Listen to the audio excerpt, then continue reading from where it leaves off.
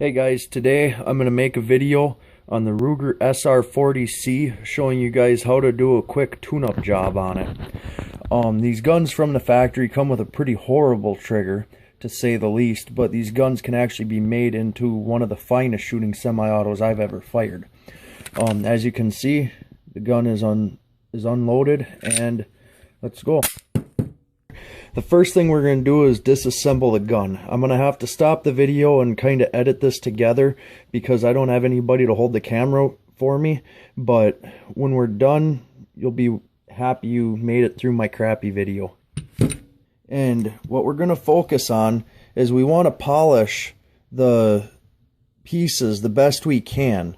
But there's more to it than just polishing, and I'll show you more. We're going to have to completely disassemble the slide and disassemble part of the frame. So this is a little in-depth. If you aren't used to working on guns, or if you're just kind of a novice when it comes to this stuff, I would highly recommend that you bring it to your gunsmith or talk to somebody else, because, you know, I don't want to see you guys get hurt because you tried doing something that you're not capable of doing.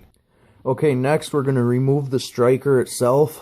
You got to be careful here because this little plunger has a spring behind it and it is compressed.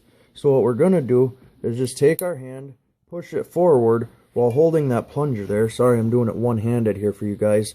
But now this plunger will come right out. And then the rest of the striker assembly should slide right out of there too, as you can see there. Now this is going to come out, and that's pretty much the assembly for the slide to the extent that we need to take it down. I'm going to get set up to polish this and everything, and we'll be back in a minute.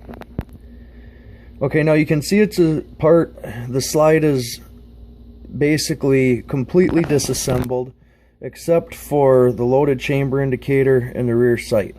Now these obviously have no function or no effect on the function of the internals. So what we're going to do is we're going to look at this piece here.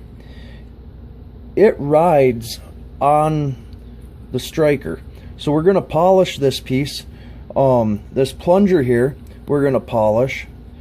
The striker we're going to polish the sear surface here, and my company is actually in the process of designing some titanium indicators for these, and they'll be a lot smoother than the gritty polymer that comes on there, and they'll look a lot nicer. So I'm getting a CNC machine, and hopefully tomorrow it'll all be set up, and once that's done we'll start working on those. Okay, we've got all our parts roughly cleaned up. All we used is some good old Hoppe's number 9 bore solvent.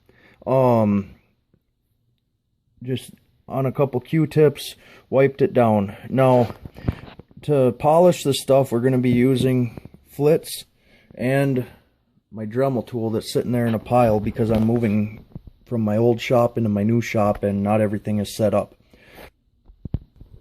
Now that all of that is apart, we need to take the frame apart, and to do that we're going to take out basically the trigger set. We're going to pop these pins out on the side and the stuff will come out. Okay, now I just popped the 2 pins off that go right here. It's important to remember where these went, because if you look, there's a little indent in each of them. The one with the indent closer to the middle is the bottom one. Make sure they go back in the right holes. Now to disassemble the rest of it, you need this block and you got to raise it up, and there's going to be a pin right through that bottom hole. Be very careful, get it up there, use your punch and slide the pin through there, and the rest of this stuff will come out. Once you get that front block off, you're going to have to get the rest of this stuff off.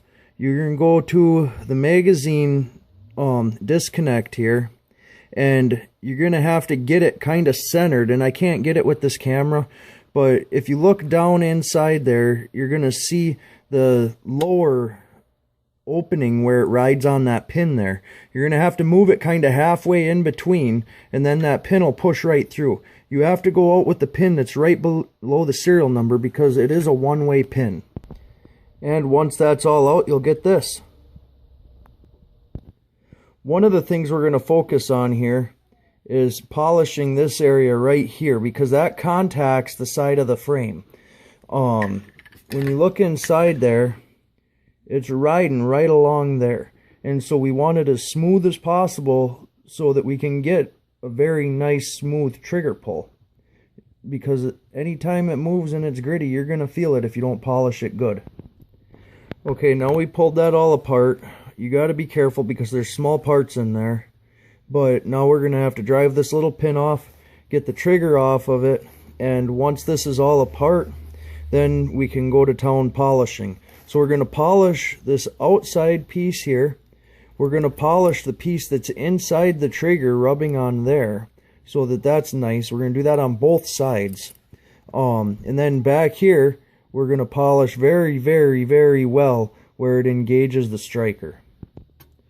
Easiest way I've found to get this pin out if you don't have a special kind of vice block is I'm using my sander right now. It's actually missing the disc, but we're putting it in the guide rail here for where the square would go.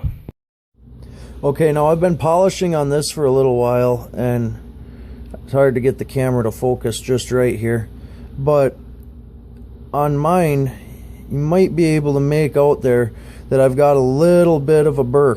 What we're going to do is we're going to take a jeweler's file and just tap off that burr. We don't want to take any more metal off. All we want to do is remove the burr. Guys, now pretty much all of my parts have been completely polished, but the one thing I'm going to work a little longer on is this back block here. The slide actually rides on that block, and so if we can get any sharp edges and polish off these two sides here where the slide rails ride, you'll just notice it that much nicer when you run the action. But I'm going to finish that up and I'm going to start putting everything back together. We polished inside of here. We've got, this is all polished on all the surfaces that are going to touch anything. You can see, maybe with my crappy camera, that it's a lot duller on the inside unpolished surface than this mirror finish on the outside. And we also polished the entire striker, because the striker's riding inside there. The smoother it is, the better it's going to be. It doesn't hurt anything to go a little above and beyond on the parts if you aren't quite sure, because in the end all it's going to do is continue to make it better. Hey, while we got everything apart, we're going to polish the feed ramp and the chamber on here too. The feed ramp is the most important because it's very rough there. I imagine the chamber is. I obviously can't get my finger inside there, but I'm sure it's pretty rough. Polishing that stuff isn't going to do us anything but help in the long run. Okay, now that we got everything polished and everything, I highly recommend you take out your owner's manual and look at the schematic when you put it back together, just to be safe. I mean, there's so many little parts and pieces there that are easy to not even realize they fell out and forget where they came from. So just to be safe and make sure that your gun is fully functional once it's back together, I highly recommend going off of this sheet. I'm going to put mine back together right now and we'll finish up the video and see how it improved. Okay guys, we got it all done, put back together. Everything is good. It functions properly. It's obviously still unloaded because we haven't had any ammo here to put in it, but just so you can see, the trigger pull weight was significantly decreased. I'd have to go pull my gauge out and see, but before, I don't think I did it on video, but the trigger pull weight was right around 9 pounds, and that was just from the factory. That's not shot a lot. I know these, they say they get better over time, but when the trigger's this bad, I mean, you got to take care of it yourself. I would estimate right now that the trigger pull weight is probably around 4 pounds. There's a little travel there, and there is still a little bit of plasticky feeling grittiness, and that's mainly coming from inside there where the plastic indicators rubbing on the plastic back plate. The other spot is that trigger is pretty tight up against the polymer frame there, and so you're probably getting some out of that too. There is a little bit of play there. That might be something that could be shimmed up with a shim kit if anybody makes one. I'm not sure if they do right now, but other than that, I mean, this is pretty much the cheapest and easiest way you can get yourself a halfway decent trigger on your Ruger SR40C.